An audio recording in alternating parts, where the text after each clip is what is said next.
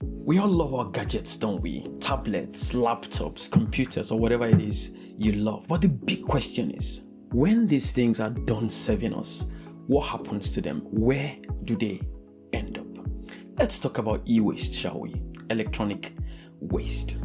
E-waste or electronic waste is a fancy term for any discarded product with a plug, battery, or some form of electrical functionality. I'm talking about your old phones, your broken fridges, and even those e-cigarettes that people dump around here and there. Now, the shocking truth, according to a UN report, is that e-waste is skyrocketing, with the record for 2022 being 62 billion kilograms alone. Just 2022, 62 billion kilograms of waste, according to this report. And to put that waste in context, I'm talking about filling up 1.5 million mega trucks of electronic waste. That's what we generated, humans. That's what we generated in 2022. And again, to put that waste in context, if we line up those 1.5 mega trucks bumper to bumper, they will wrap around the entire planet at least once. And that's not the worst part of the news. The worst part is that we currently do not recycle more than a quarter of that waste. And what I'm saying simply is that a third, 1/3 of that waste will end up somewhere in Lagos, Nigeria, or in Ghana. But that's perhaps what we always thought. This report actually says that the problem is actually worse in Europe, where e-waste levels are the highest, according to that report. Now, e-waste is growing 5 times faster than our recycling efforts. And some would ask, why is this even a problem to be considered? Well, when you get rid of your old phone or e-cigarette or whatever it is that you no longer need, the chances are very high that it will end up in landfills, buried somewhere underground. And this can lead to harmful chemicals such as lead. Most of these electronic devices have batteries, and they are made of some form of metals that would eventually release toxic chemicals into those landfills that would end up maybe affecting underground water or get into some freshwater systems where it will now affect fish and all the other animals in there. Now, the crazy cycle of life means that waste might actually end up on your table when you eat fish. This is, by the way, not to discourage you from eating fish, but to be forewarned, they say it's to be forearmed. So I'm just giving you this one now, so at least you know. Now, there's something else about most of these organic pollutants that we deal with. Because they are organic, they are easily attracted to organic components like the fat in animal body. So it's easier for them to actually get attached to these animals and then end up on our tables. So chances are that some of this waste that goes around would eventually come around into our bodies.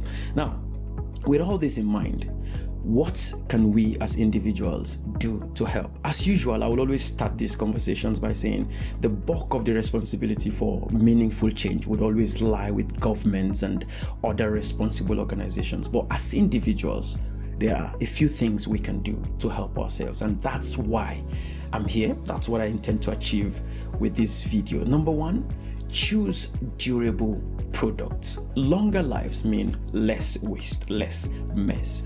Number 2, support eco-friendly companies. Choose brands that prioritize sustainability, brands that use less recycled materials, and offer easy repair options so that when you no longer need these things, you can easily fix them, or when they go bad, you can easily fix them. Number 3, if you can, why not consider refurbished devices? You can buy certified refurbished electronics to reduce demand for new products and even give existing devices a second life, thereby keeping them active and useful for longer. Number 4, limit unnecessary upgrades. And this is very important because I don't know what iPhone we have now, but I'm sure in a week or two we'll have the next upgrade, and most people will just be rushing to go and change their phones, perfectly functional phones. So when you can, resist the urge to upgrade to the latest model unless it is extremely necessary. Number 5, extend the device lifespan. If it goes faulty, why not repair it? Why not fix it? Why not even use protective gear so that you can extend the lifespan of some of these devices, and keep your software updated, and perform regular cleanups just to ensure that you maintain and extend the lifespan of your device. Number 6, if you no longer use them, if you no longer need them, you can actually donate these devices to, people who would still end up using them. If your device is still functioning, why not? There are a lot of charities, schools, and community centers that you could actually give these devices to, and it will be useful for a lot longer. But if you've gone through all of this and you need to get rid of it, use e-waste recycling programs. There are loads of them in most mega stores where I am and most parts of the world. You have battery recycle centers, so you can easily drop your batteries there. There are similar recycle centers where you can recycle your electronic devices. So, and I'm also aware that some sellers or some manufacturers offer this thing where you give it back and then you get something new. I think they'll get rid of it in the right way. Also, another option is the retail take back program. Many electronic retailers offer take back programs where you can return old devices. Or something else you could do is to look for certifications like EPEAT or Energy Star that indicates a product meets certain environmental standards. And number 9, you can raise awareness. Educate your friends, educate other people on the importance of reducing e-waste.